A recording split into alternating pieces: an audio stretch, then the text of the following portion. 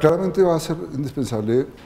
hacer un ajuste tributario para aumentar el recaudo. Yo no veo ninguna posibilidad de que el ajuste fiscal se haga solamente reduciendo gastos en un momento en el que hay tantas necesidades asociadas al aumento en gastos en salud, por ejemplo, después de la reforma estatutaria, a las necesidades de gasto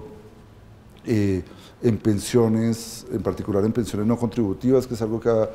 pedido la OECD en un país donde cerca del 80% de la población mayor no tiene ningún apoyo económico, donde la inversión en el campo está totalmente desarticulada y se necesita aumentar la provisión de bienes públicos en el campo, donde estamos ante la perspectiva de una inversión muy grande en infraestructura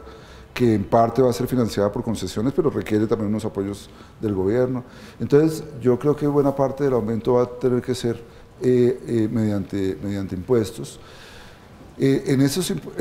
aumento de impuestos va a ser indispensable hacer ajustes, a mi juicio, del IVA. Creo que yo personalmente creo que va a ser indispensable subir la tarifa del IVA, aparte de hacer otros ajustes en la estructura del IVA posiblemente, pero muy importante también hay que revisar toda la estructura de impuestos de renta que hoy en día están muy cargados a lo que pagan las empresas y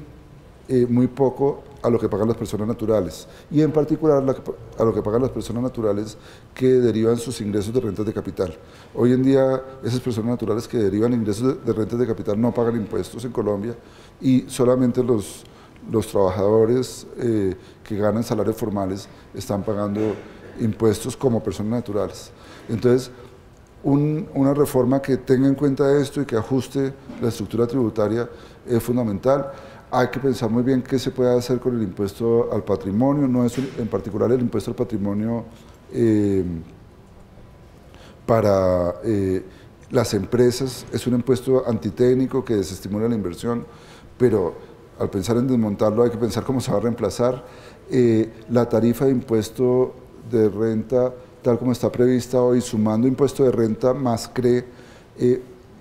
aumentaría gradualmente hasta llegar en el año 2018, tal como está hoy en la ley, al 43%. Y eso es una tarifa que hace a las empresas totalmente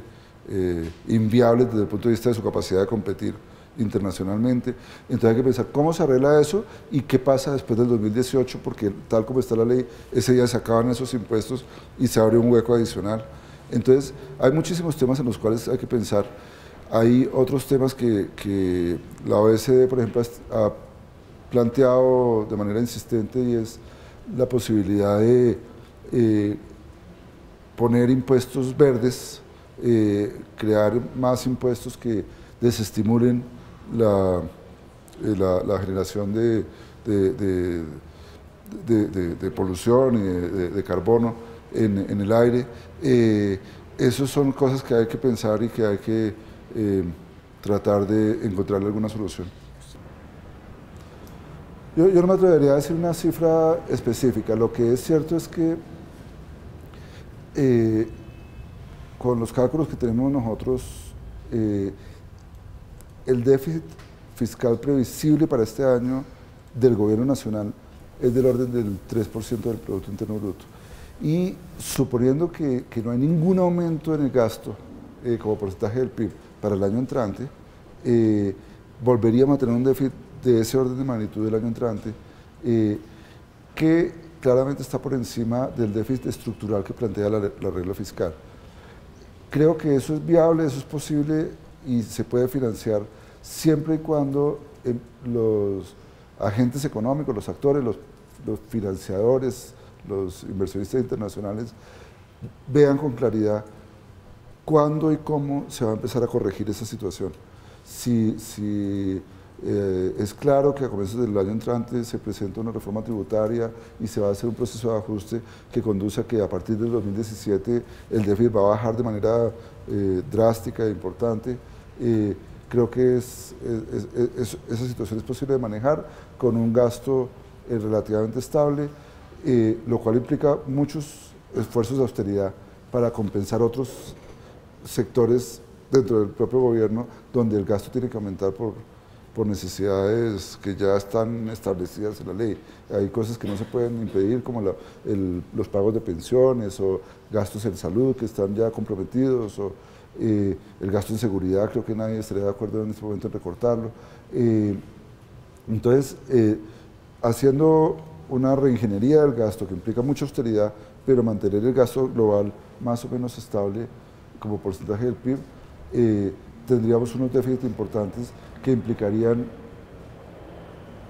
una reforma tributaria importante que a más tardar entrara en vigencia en el año 2017. Y ojalá al menos parte de esa entrara en vigencia antes de eso. Por ejemplo,